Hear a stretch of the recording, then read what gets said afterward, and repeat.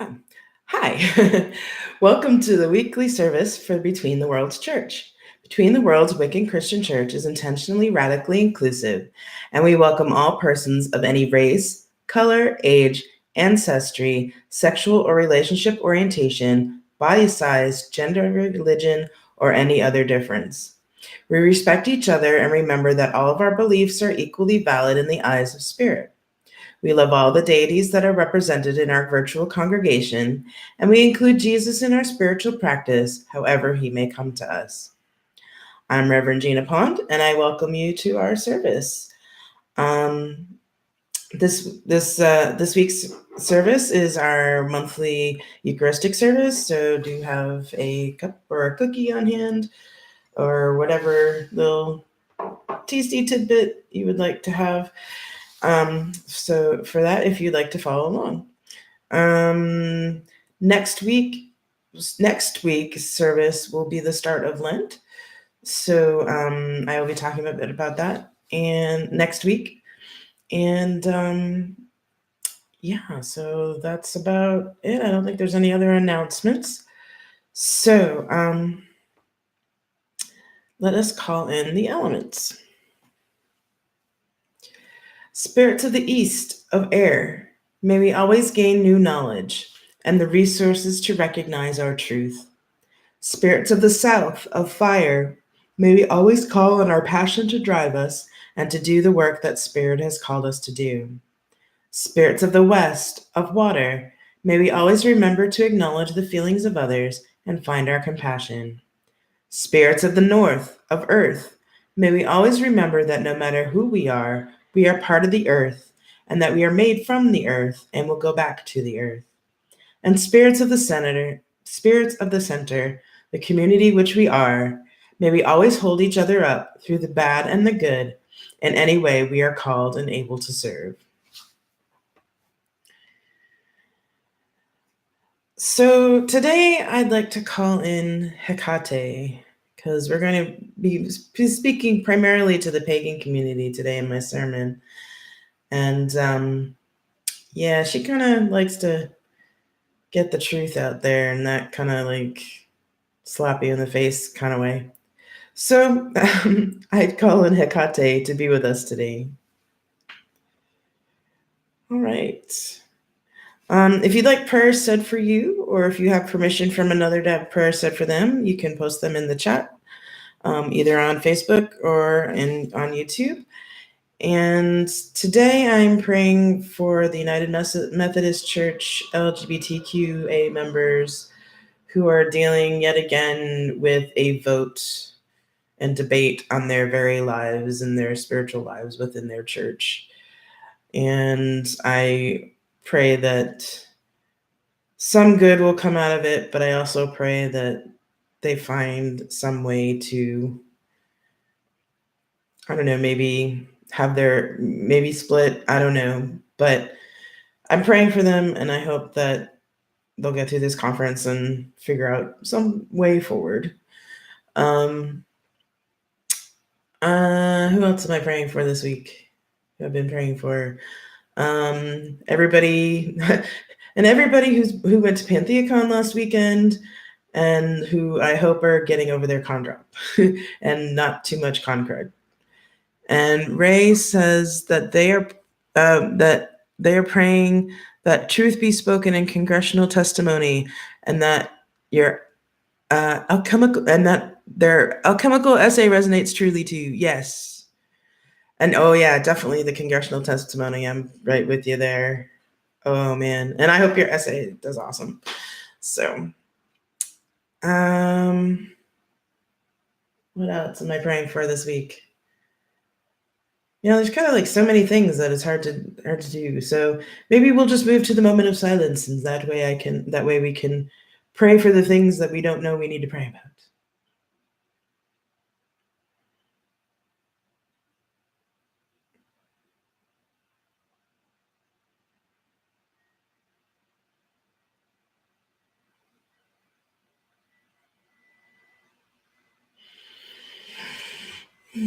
Spirits of the universe, please hear our prayers.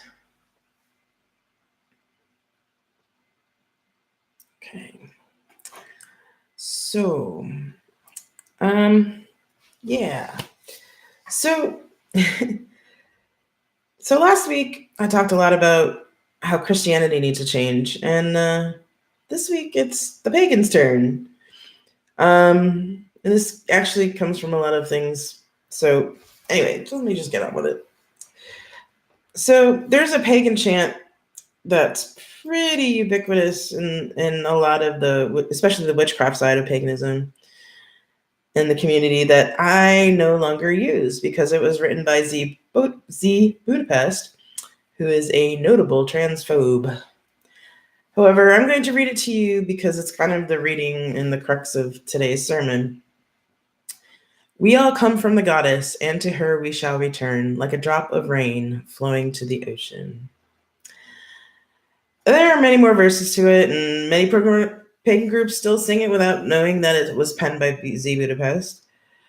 But I stopped using that chant about 8 years ago when my coven did a protest at a pagan convention called Pantheacon, for those of you who don't know what it is, who don't know about that convention.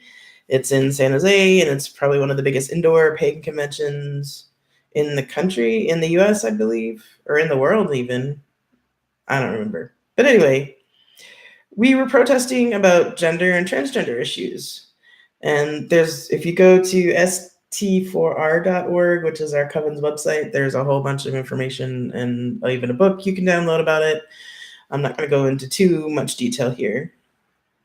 And while there were definite issues around gender and witchcraft at the convention that even I experienced, it was the blatant discrimination by Z Budapest and other big name pagans of transgender people that became the focus of our activism.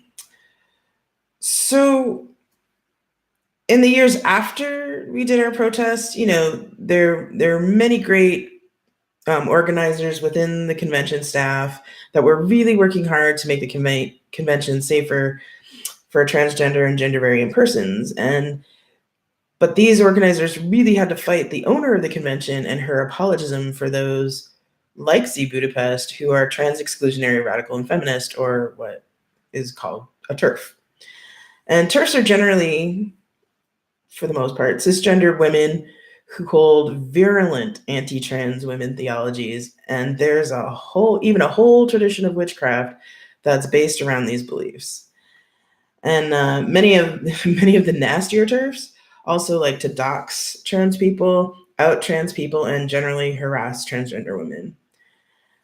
And even I've had the unlucky experience of being targeted by them myself just because I'm married to a transgender woman, and they are nasty pieces of work.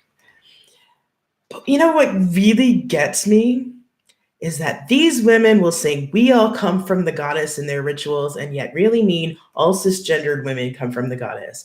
And there's no truly inclusive all in their theology, which makes them and their aunts and their elders, to me, suspect and people I cannot respect. I mean, elders who decide that transgender people's lives are up for debate, or who continue to appropriate cultures, or persist in sexist, racist, or ableist practices, or who are even sexual predators, do not deserve my respect. Just because they have a place in pagan history does not mean that they get a pass for their bad behavior. Let me rephrase this. I can acknowledge an elder's place in history, but I do not have to respect them to acknowledge that. And let me repeat, elders do not get a pass on their bad behavior just because they are old and have been in the community for a long time. If you are transphobic, sexist, racist, if you are being a transphobic, sexist, racist, or ableist idiot, you should be called out on it. And if an elder persists in their bad theology, they should most certainly not be given public platforms to continue their bad theology and practices. And just because someone is old does not mean that they can't change. I think it's ageist to insist that old people can't learn something new and adapt. I mentioned a while back Karl Popper's Paradox of Intolerance It was a few sermons ago. And I'm going to repeat it again here because it seems to bear repeating quite a bit. If we extend unlimited tolerance even to those who are intolerant, if we are not prepared to defend a tolerant society against the onslaught of the intolerant, then the tolerant will be destroyed and tolerance with them. The idea that people's lives and self-identities are ideas to be debated is bullshit to me. And the epitome of the tolerant giving unlimited tolerance to the intolerant. The pagan community isn't immune from theologies of exclusion. I mean, Budapestian Dianics have an open theology against transgender people. There are heathens who are openly white supremacists, to name just a bit of the rot we have in our own community. And for years, these groups were accepted in many circles without challenge, or not much challenge. And the pagan community even has apologists for many pedophiles, sexual predators, abusers, just because they're well known. And there are still many pagan conventions and gatherings who don't have or refuse to have inclusion statements and strong sexual harassment policies. And there are many in the community who like to espouse that pagan people are better and more enlightened than Christians or other big religions because we aren't exclusionary like them. And they claim that they aren't exclusionary and don't discriminate like those Christians over there. And these are also some of the same people who might, in the next breath, also claim that their pagan tradition is the one true way to be a witch, or they'll be defending blatant appropriation or supporting TERFs or Nazis or other exclusionists because those exclusionists happen to be craft elders. Surprise! Guess what? We have the same damn problems as Christianity and other mainstream religions, and we need to start cleaning up our own house before we start pointing fingers elsewhere. Because until pagans can really sing, "We all come from the goddess," and actually mean it, we're not any better than any other religion out there. So let us pray, shall we?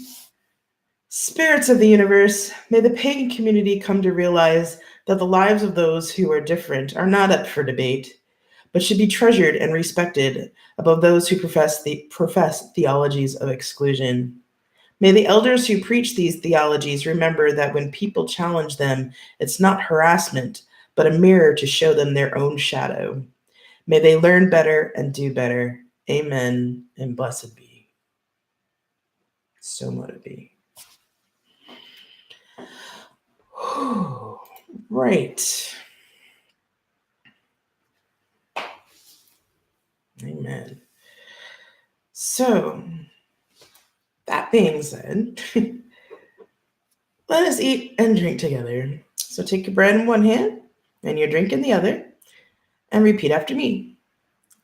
Blessed be this bread, fruit of field and grain, the body of earth and of sacred sacrifice. Blessed be this drink, made from the lifeblood of the earth, through which all life was born. May this sacred meal nourish me so I can nourish and care for others.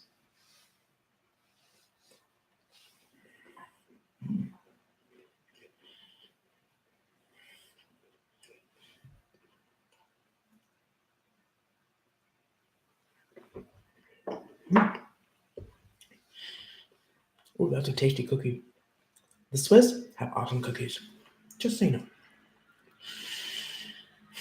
Anywho,